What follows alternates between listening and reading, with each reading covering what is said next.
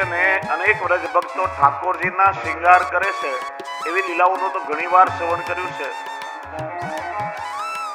પણ ક્યારે ઠાકોરજીએ સ્વામીજીના શૃંગાર કર્યા હોય એવી કોઈ લીલા, એવો કોઈ પ્રસંગ છે ખરા? અને લીલાનું અનુસંધાન થતા કુમનદાસજીને એવો આવેશ આવ્યો કે એકવાર રાસ ચોતરા પર ઠાકોરજી સ્વામીજી પોતાના સખીજનો સાથે બિરાજી રહ્યા છે. ઠાકોરજીએ સ્વામીજીને વિનંતી કરી, સ્વામીજી આજે આપની હું ચોટી ગૂંથી આપું, અને એટલી અદ્ભુત કે આપની એક એક લટોમાં હું મોતી પરવું. પ્રભુ સ્વામીજીની એક એક લટમાં મોતી પરવી રહ્યા છે. સ્વામીજી કે કૃપાનાથ એમ નહીં, મને આપના મુખારવિના દર્શન નહીં થાય. ઠાકોરજી એક દર્પણ સ્વામીજીના શ્રેયસમાં આપ્યું. પ્રભુ કેશમાં મોતી પરવી રહ્યા છે. સ્વામીજી ઠાકોરજીના મુખારવિના દર્શન કરી રહ્યા છે, અને જ્યાં ઠાકોરજીની દ્રષ્ટિ પેલા દર્પણ પર પડી, સ્વામીજીનું સૌંદર્ય એવું અનુપમ હતું કે ઠાકોરજી અને સ્વામીજી બંને એકબીજા તરફ દ્રષ્ટિ કરતા રહ્યા, અને એમાં શ્રેયસમાંથી પેલી કેશની લટો છૂટી ગઈ ને બધા મોતી ભૂતલ પર વિખરાઈ પડ્યા. એટલે સ્વામીજી હસવા લાગ્યા, પ્રભુ આપનો બધો પરિશ્રમ વ્યર્થ થઈ ગયો. ઠાકોરજી કે મારી ઉતાવળ ક્યાં છે, હું તો ફરીથી બેસી અને મોતી પરોવીશ. મને તો વધારે વાર આપની પાસે રહેવા મળશે.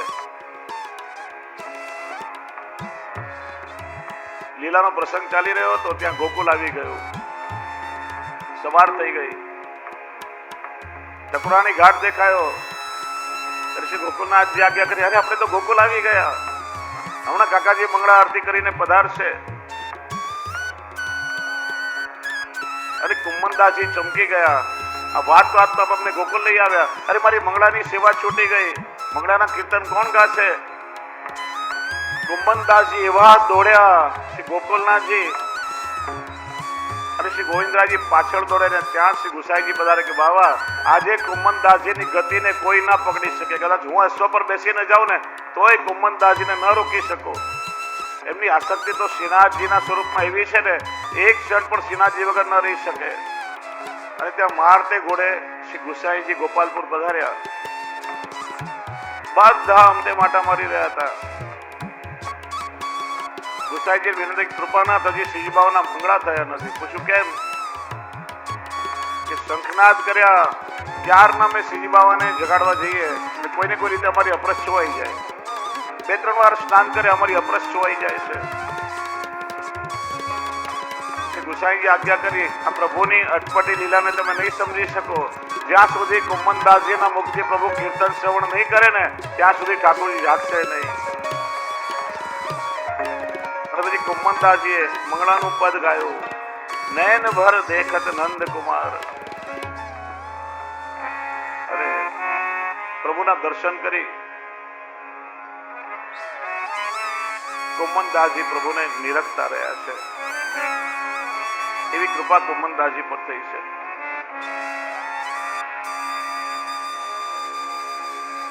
એક વાર શ્રી ગુસાઈજીએ વિચાર્યું, શ્રીનાથજી તો શ્યામ સ્વરૂપ છે, અને શ્યામ સ્વરૂપ ને શ્યામ વસ્ત્રો બહુ સુંદર લાગશે,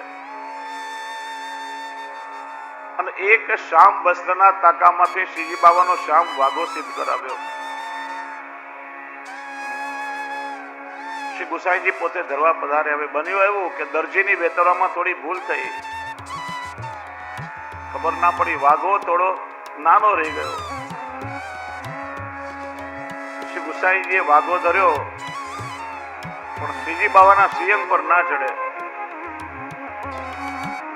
શ્રી ગુસાઈજીનું મુખારવિંદ ઉદાસ થઈ ગયું, અને શ્રી ગુસાઈજીનું ઉદાસ મુખારવિંદ જોઈ શ્રીજી બાવાએ પોતાનું શ્રીઅંગ નાનું કરી લીધું અને સ્નેહથી વાઘો ધારણ કરી લીધો. શ્રીજી બાવા બધું સહન કરે, પણ શ્રી ગુસાઈજીની અપ્રસન્નતા ક્યારેય સહન ન કરી શકે.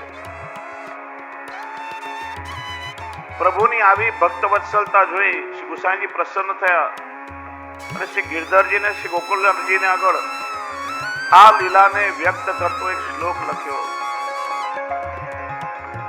શ્યામ કંચુક નિદર્શનેન મન માનસે પ્યણુતોપી મહાનસ ગોકુલૈક જન જીવન મૂર્તિર્માસ્યતે સ્વકૃપયેવ દયાલુ. કે મારામાં કોઈ યોગ્યતા નથી,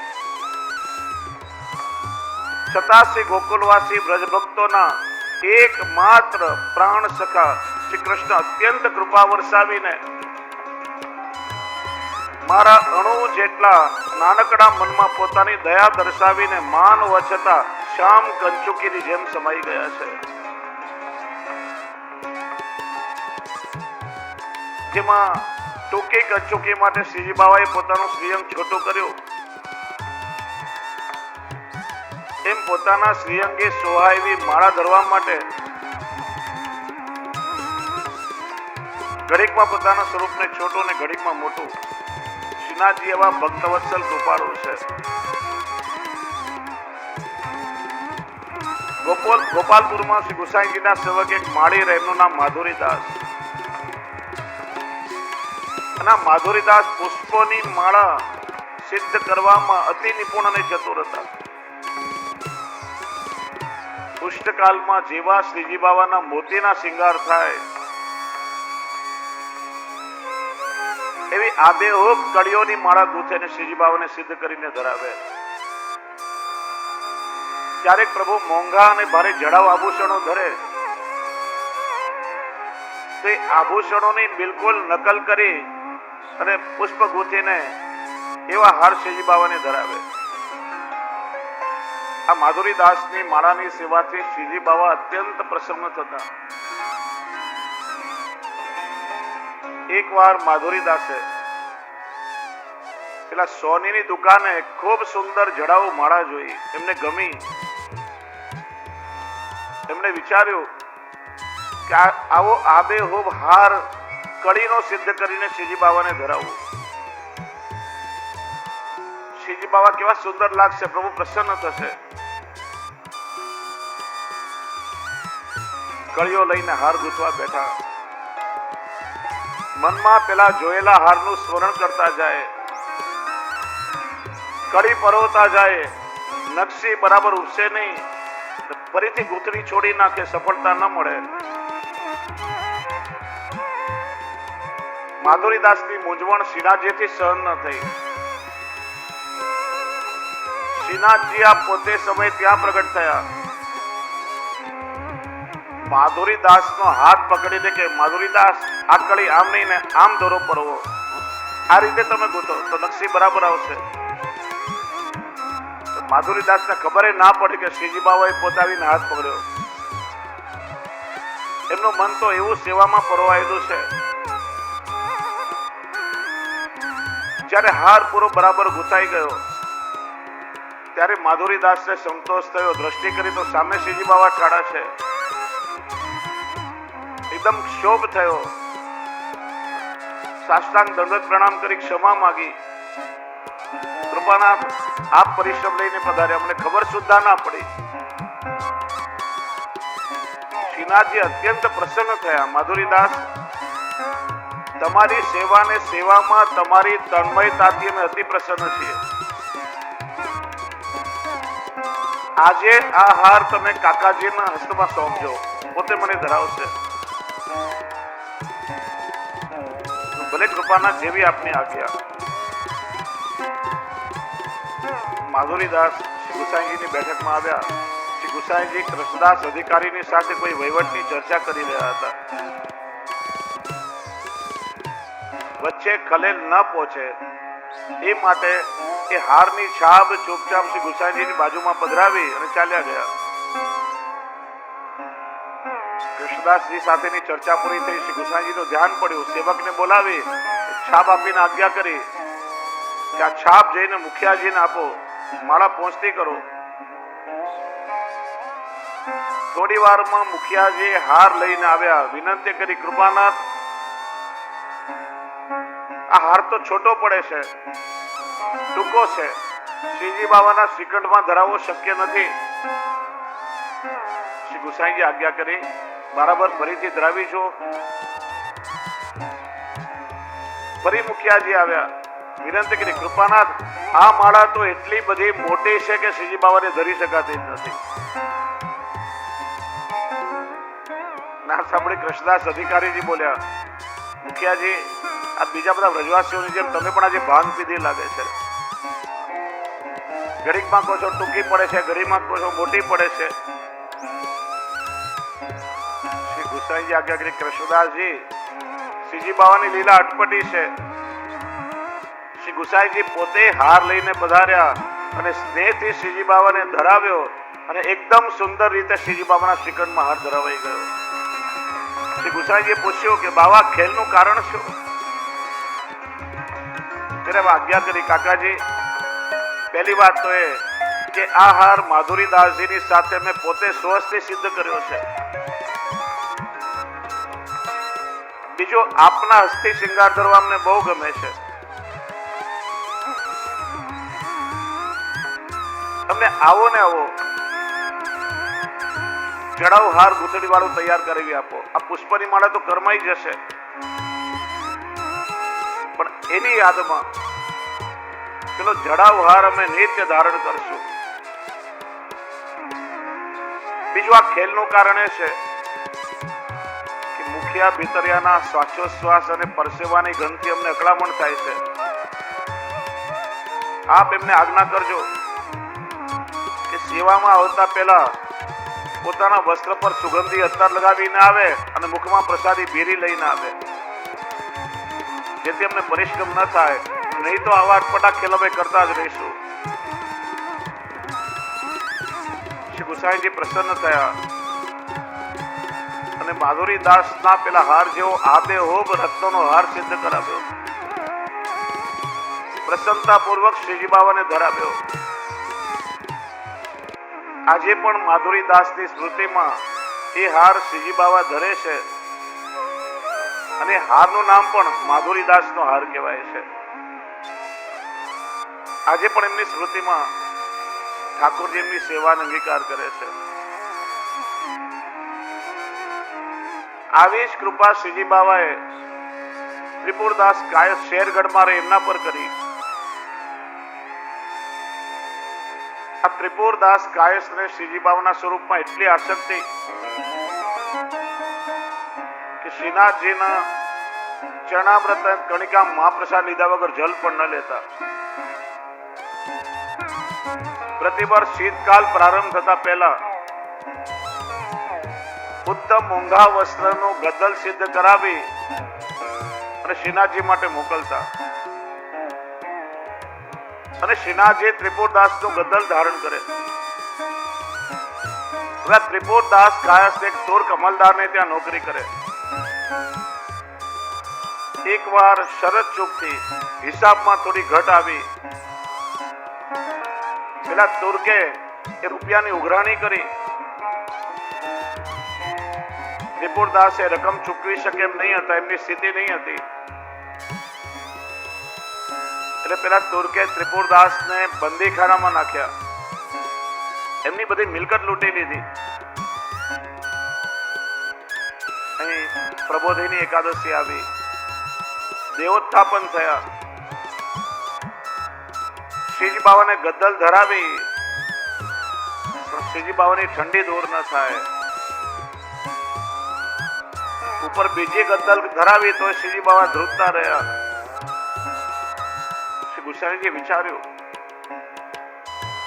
આ કેવી અટપટી લીલા છે. પૂછ્યું મુખિયાજીને કોની કોની ગદ્દલ સેવામાં આવી છે. સેવકોએ લિસ્ટ જોઈને બધાના નામ કયા કે અમુક અમુક વૈષ્ણવની ગદ્દલ સેવામાં આવી છે, પણ ત્રિપુરદાસનું નામ ના આવ્યું. સેવકોએ હકીકત કહી,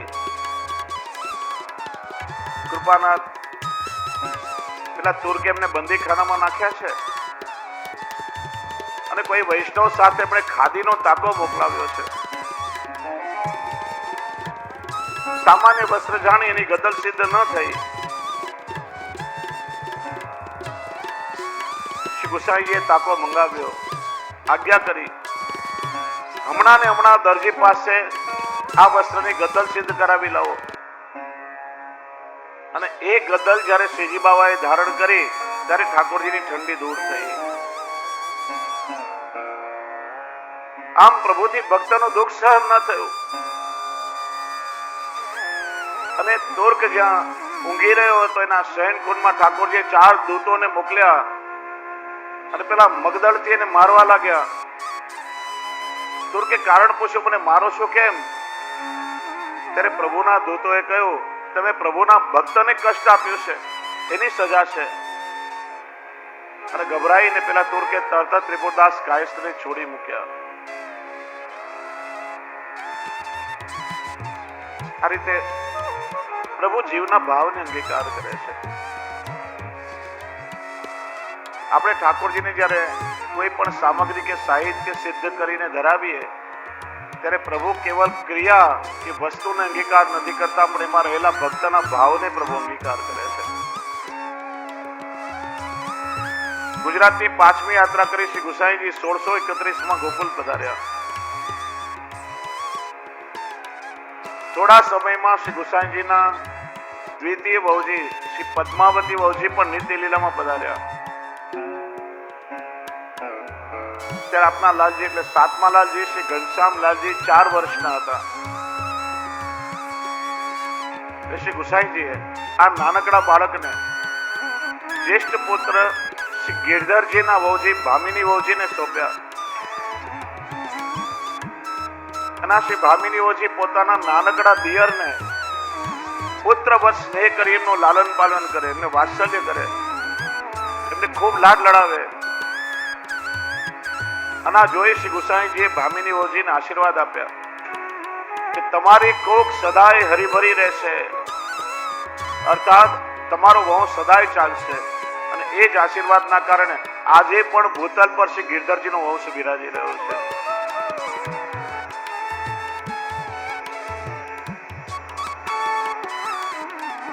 થોડા સમય પછી શ્રી મહાપ્રભુજીના કૃપાપાત્ર સેવક શ્રીનાથજીના સખા કૃષ્ણદાસ અધિકારીજી 79મે વર્ષે દેહ ત્યાગી નિત્ય લીલામાં પધાર્યા. સંવત 1633માં ઘટના થઈ અને એ કૃષ્ણદાસજીની સ્મૃતિમાં આજે પણ મુખ્ય પેઢીને કૃષ્ણ ભંડાર કહેવામાં આવે છે. એ જ વર્ષે શ્રી ગુસાઈજીના આગ્રા પ્રવાસ દરમિયાન અકબર બાદશાહના દરબારમાં નવરત્નોમાંના એક બીરબલ અને બીરબલની દીકરી શોભાવતી શ્રી ગુસાઈજીના શરણમાં આવી. એકવાર અકબર બાદશાહે બીરબલને કોઈ વિચિત્ર પ્રશ્ન પૂછ્યો. એનો ઉત્તર ન આપી શકવાના કારણે બીરબલનો જીવ જોખમમાં મુકાયો, સંકટ ઊભું થયું. ત્યારે શોભાવતીએ શ્રી ગુસાઈજી દ્વારા એ સંકટ ટળાવ્યું. શ્રી ગુસાઈજી દ્વારા સંતોષકારક ઉત્તર મળવાના કારણે બાદશાહ અકબરે શ્રી ગુસાઈજીને એક ઉત્તમ ઘોડો ભેટ આપ્યો. અને એ જ વર્ષે બાદશાહ અકબરે શ્રી ગુસાઈજીને આમંત્રણ આપ્યું. શ્રી ગિરધરજીને લઈને આગ્રા બાદશાહના શરદોત્સવમાં સામેલ થવા પધાર્યા. સંવત 1634માં શ્રી ગુસાઈજી ત્યાંથી દિલ્હી પધાર્યા. સુરતના સાહુકારના દીકરાની વહુને અન્યાય થતો જોઈ શ્રી ગુસાઈજીએ બીરબલને ઠપકો આપ્યો. બીરબલે બાદશાહને વિનંતી કરી અને બાદશાહે આખું પ્રકરણ શ્રી ગુસાઈજીને સોંપ્યું અને યુક્તિ કરીને શ્રી ગુસાઈજીએ એનો ન્યાય કર્યો. અને ત્યારે બાદશાહ અતિ પ્રસન્ન થયો.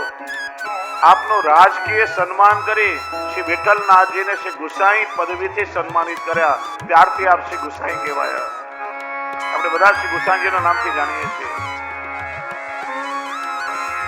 ગુસાઈ એટલે ગોસ્વામી, ગાયો અને બ્રાહ્મણની રક્ષા કરવા માટે આપ ગુસાઈની પદવીથી સન્માનિત થયા છે. ત્યાર પછી શેરિયાજી વર્ણન કરે છે. અકબર બાદશાહની બેગમ તાજ બીબી પેલા માદળિયાના કારણે શ્રી ગુસાઈજીના પ્રભુને અનુભવી ચૂકી હતી. સંવત 1634 શ્રી ગુસાઈજીની સેવિકા થઈ. એને શ્રી ગુસાઈજીને વિનંતી કરી કે મોગલાઈ પહેરવે જેવો સૂતન પટકાનો શૃંગાર શ્રીજી બાવાને ધરાવો. અને એમની આડીથી આજે પણ ઝાડા સ્વરૂપ સૂતન પટકાનો શૃંગાર ધારણ કરે છે.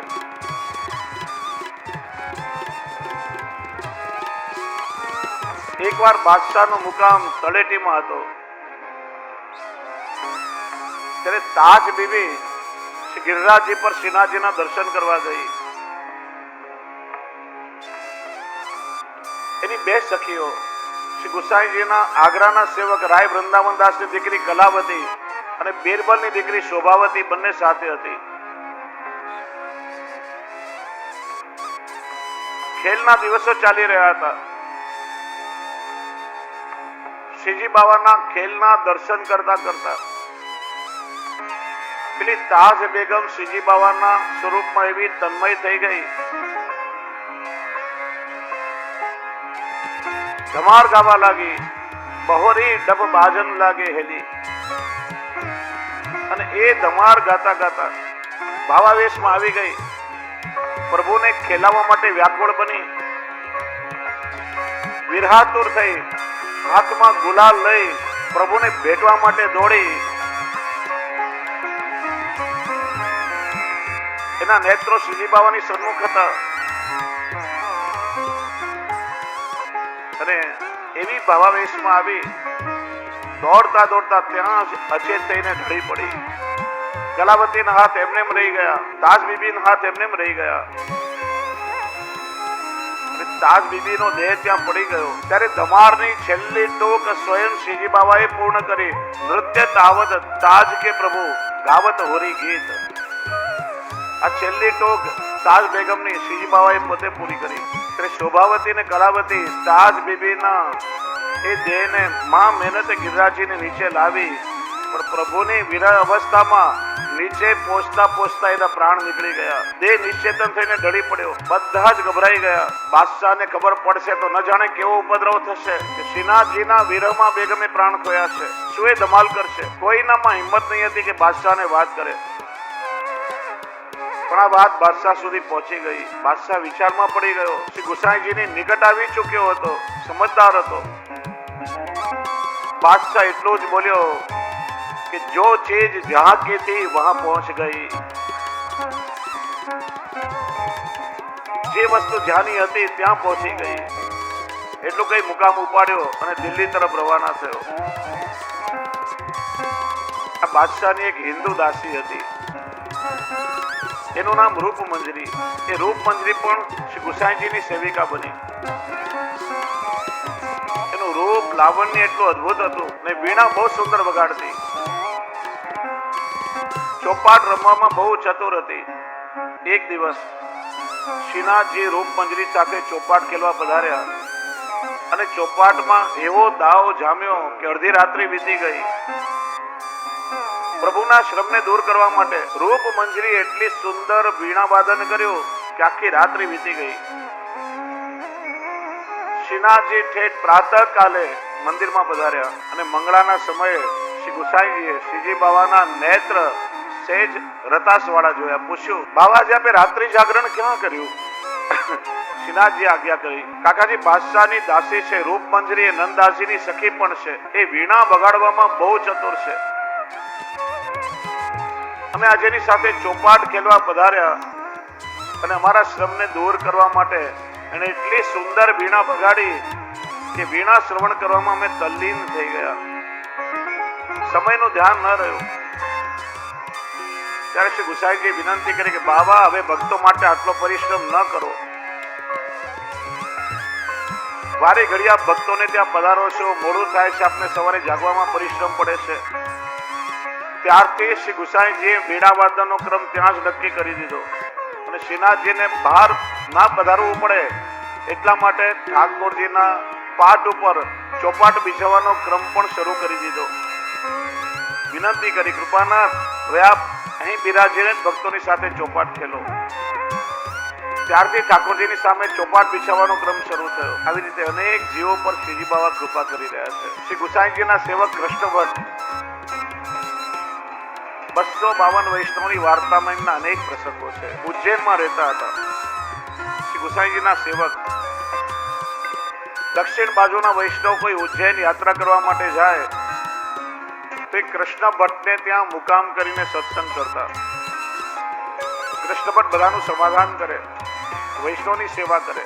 કોઈ વૈષ્ણવના મનમાં કઈ માર્ગ સંબંધી શંકા હોય, શ્રી ગુસાઈજી એમને ઉજ્જૈન કૃષ્ણ ભટ્ટને ત્યાં મોકલે. કૃષ્ણદાસ અધિકારીજીના દેહ ત્યાગ પછી શ્રીનાથજીના મંદિરમાં અધિકારીની ખોટ વર્તાઈ. એકવાર મોટા ભાગના બધા સેવકો રજા પર ગયા હતા. શ્રી ગુસાઈજીએ પત્ર લખીને કૃષ્ણ ભટ્ટને બોલાવ્યા અને એમને ભીતરિયાની સેવા સોંપી અને સાથે શ્રીજી બાવાના શ્રૃંગારની સેવા કરવાની આજ્ઞા કરી. શ્રીનાથજીના શ્રૃંગાર કૃષ્ણ ભટ્ટ બહુ સુંદર અને ભાવથી કરતા. એકવાર શ્રીનાથજીએ શ્રી ગુસાઈજીને ફરિયાદ કરી, કાકાજી આપનો આ સેવક મારી સેવા તો બહુ સુંદર કરે છે પણ ક્યારે મારા ચરણસ્પર્શ કરતો નથી. શ્રી ગુસાઈજીએ પ્રસન્ન થઈને કૃષ્ણ ભટ્ટને પૂછ્યું, કૃષ્ણ ભટ્ટ તમે શ્રીનાથજીના ચરણસ્પર્શ કેમ કરતા નથી? કૃષ્ણ ભટ્ટ કહે, કૃપાનાથ મારામાં ને માખીમાં કઈ ફરક તો ખરો ને? શ્રી ગુસાઈજી કે વચ્ચે માખી ક્યાંથી આવી? કૃપાનાથ માખી ચારે બાજુ બેસે, પ્રભુના ચરણ પર પણ બેસે, પણ તે થોડી કઈ મહાત્મ્ય જ્ઞાન હોય છે. આપ આજ્ઞા કરો વારે ઘડીએ કે પ્રભુની સેવા પ્રભુના સુખ માટે કરવી જોઈએ. હું ચરણ સ્પર્શ કરું એ તો મારું સુખ થયું અને આપ જ આજ્ઞા કરો કે મારામાં પ્રભુના ચરણ સ્પર્શ કરવાની યોગ્યતા છે ખરા? હું ચરણ સ્પર્શ કરું તો મારા ઠાકોરજીનું શું સુખ થયું? ત્યારે શ્રીનાથજી આજ્ઞા કરી, મને પ્રસન્નતા થાય તો તું મારા ચરણ સ્પર્શ કરે કે ન કરે? કૃષ્ણ ભટ્ટ કે કૃપાનાથ આપ સામેથી ચરણ સ્પર્શ કરાવો તો મને સમજાય કે આપ પ્રસન્ન છો. ત્યારે શ્રીનાથજીએ વારા પરથી પોતાના બંને ચરણ લાંબા કરીને કૃષ્ણ ભટ્ટને ચરણ સ્પર્શ કરાવ્યા. શ્રી ગુસાઈજી એમનો હાથ પકડીને શ્રીનાથજીના ચરણ સ્પર્શ કરાવ્યા છે. કૃષ્ણ ભટ્ટના નેત્રમાંથી પ્રેમના અશ્રુ એવા લાગે. વિનંતી કરી, કૃપાનાથ મને આશીર્વાદ આપ કે આ શ્રીજી બાવાના ચરણ નિત્ય મારા હૃદયમાં બિરાજે. ગુસાઈજી આજ્ઞા કરી, કૃષ્ણ ભટ્ટ આજે તમને પુષ્ટિ માર્ગનું સર્વોચ્ચ ફળ મળી ગયું. ઉજ્જૈનમાં એક દિવસ વૈષ્ણવે કૃષ્ણ ભટ્ટને વિનંતી કરી, અમને પ્રભુના રાસના દર્શન કરાવો. કૃષ્ણ ભટ્ટ ચમકી ગયા કે રાસ તો બ્રજમાં હોય, અહીં ઉજ્જૈનમાં રાસ કેવી રીતે સંભવે? વ્રત તો અહીંથી ઘણું દૂર છે. અને કૃષ્ણ ભટ્ટના વચનને સાચવવા માટે શરદ પૂર્ણિમાના રાત્રિએ ઠાકોરજી શ્રીજી બાવા સ્વયં ઉજ્જૈન કૃષ્ણ ભટ્ટના બગીચામાં પધાર્યા, આખી રાત રાસ ખેલ્યા છે.